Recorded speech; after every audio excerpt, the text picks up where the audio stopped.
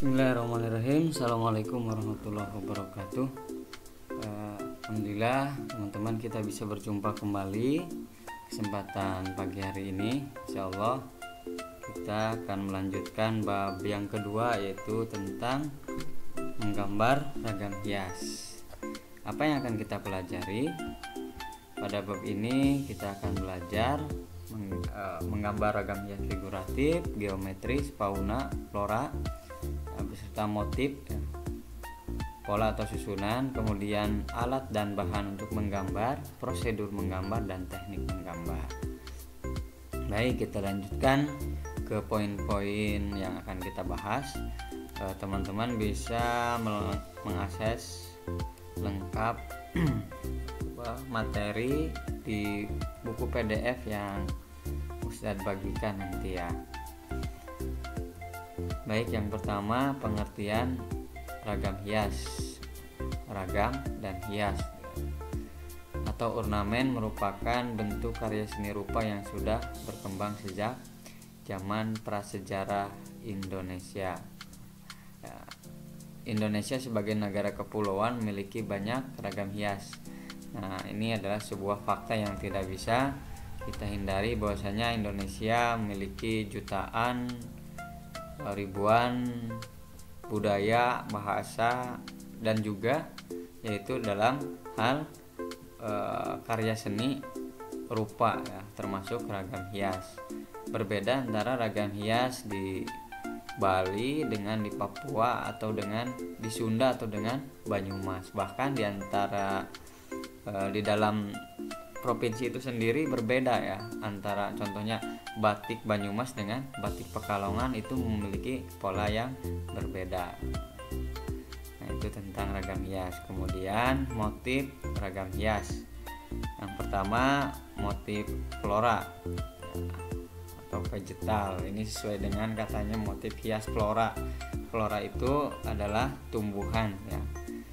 Flora sebagai sumber objek motif ragam hias dapat dijumpai hampir di seluruh pulau Indonesia. Ragam hias dengan motif flora mudah dijumpai pada barang-barang seni seperti batik, ukiran, kain sulam, kain tenun, dan bordir. Gitu. Yang paling sering kita jumpai itu di batik ya, batik, entah itu batik tulis maupun batik cetak. Alhamdulillah di Banyumas itu sendiri kita mempunyai pusat batik ya, pengrajin batik. Baik, yang selanjutnya ragam hias fauna atau animal ya, atau binatang. Gampangnya bentuk motif ini dibuat berdasarkan jenis binatang ya. Sesuai selera. Mau kupu-kupu, gajah kalau di sini ya, ada contoh gajah, ayam, ikan, dan lain-lain.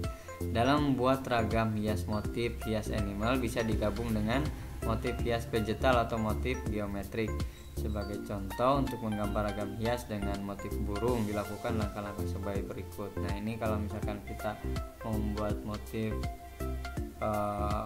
burung, animal atau fauna, yang pertama kita membuat kontur burung dengan penggayaan tertentu sebagai pola gambar ragam hias. Yang kedua, membuat garis-garis atau bentuk motif tambahan, misalnya motif vegetal untuk menghiasi pola tersebut.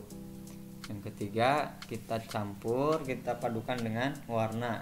Selesaikan gambar dengan mengisi bidang-bidang dengan warna yang menarik.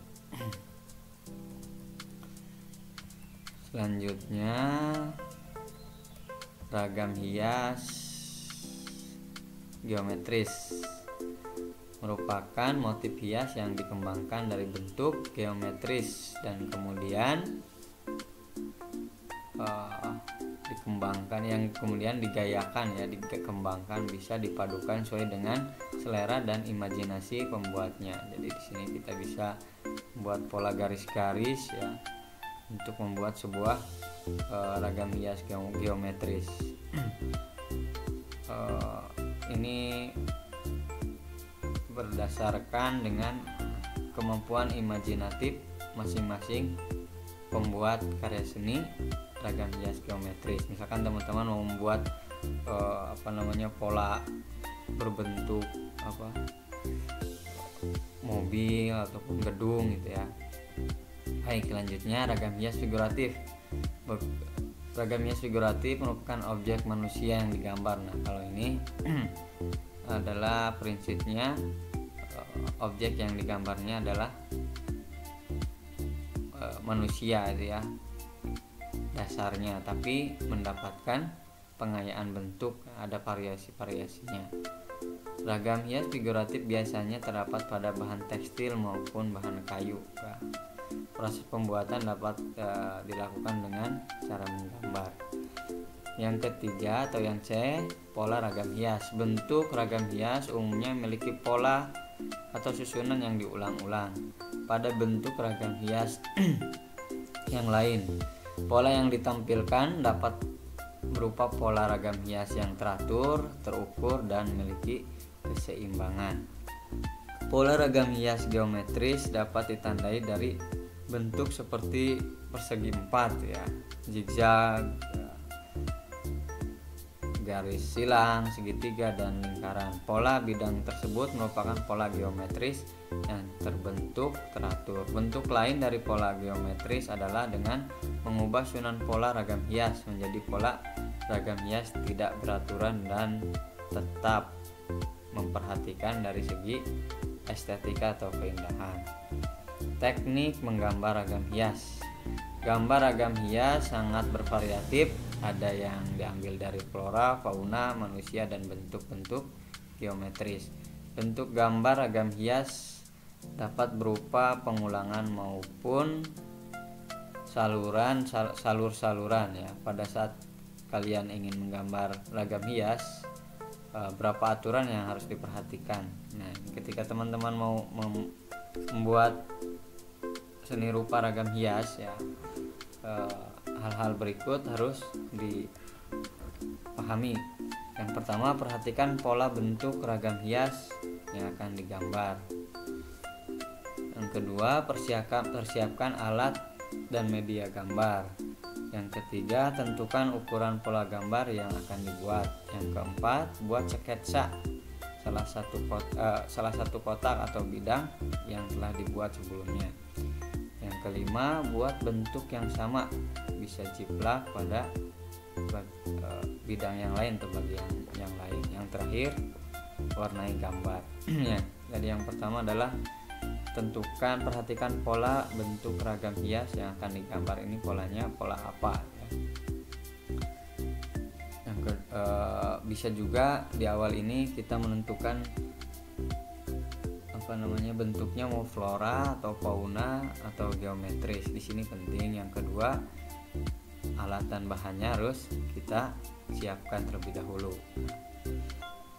Tentukan ukuran pola gambar yang akan dibuat. Ini sesuaikan dengan media yang menjadi alat untuk menggambar kita itu ya, kertas yang untuk gambar ataupun batik ataupun kain dan yang lainnya. Kemudian buat sketsa di salah satu kotak atau bidang yang telah dibuat sebelumnya. Yang kelima, buat bentuk yang sama, jiplak di kopi. Yang keenam adalah hias dengan gambar, warnai dengan gambar.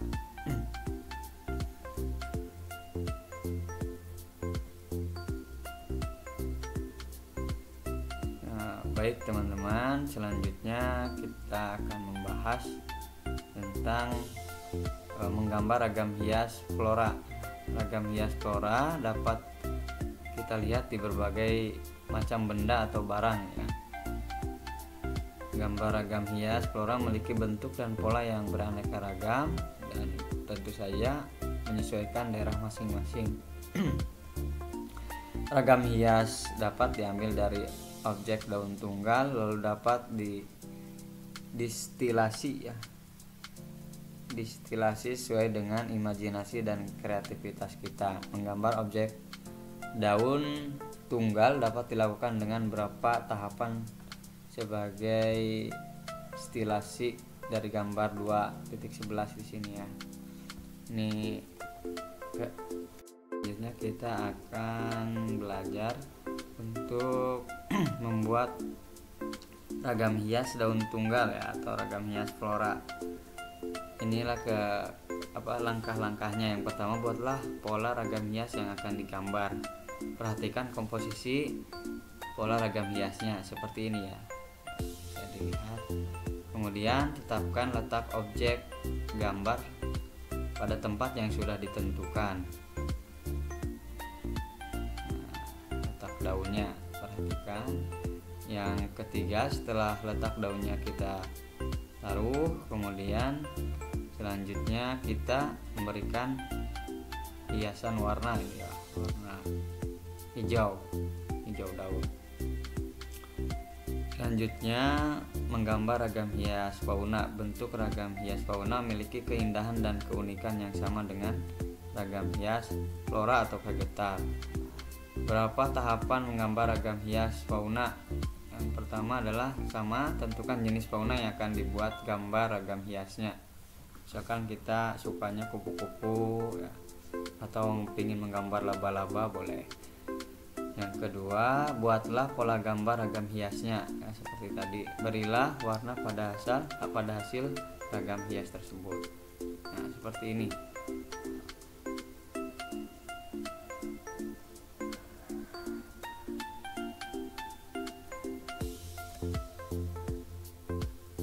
Selanjutnya, menggambar ragam hias geometris. Ragam hias geometris merupakan motif hias yang dikembangkan dari bentuk geometri, misalnya segitiga, segi empat, dan lingkaran. Beberapa tahapan dalam menggambar ragam hias geometris. Yang pertama, membuat ukuran pola bidang gambar geometris seperti ini ya. Yang kedua, membuat gambar geometris. Ini gambar geometris dasarnya adalah segitiga. Yang ketiga, kita warnai. Baik, selanjutnya menggambar ragam hias manusia atau figuratif. Motif hias figuratif menggunakan motif manusia yang digambar dengan pengayaan tertentu, jadi ditambah hiasan-hiasan tertentu ya. Ini kalau di dunia itu yang mempunyai sejarah panjang di Mesir itu ya, simbol-simbol figuratif, bahkan simbol-simbol setan ada, simbol-simbol penyembahan terhadap dewa mereka. Di Indonesia juga ada ya, termasuk di Candi Borobudur. Baik, kita lanjutkan. Motif hias ini misalnya digunakan pada karya tekstil maupun karya kayu yang dibuat dengan teknik menggambar atau mengukir. Motif manusia misalnya ditemukan di Jawa, Bali, dan Papua. Kalau yang paling terkenal itu ragam hias manusia atau figuratif itu di Candi Borobudur itu ya, banyak.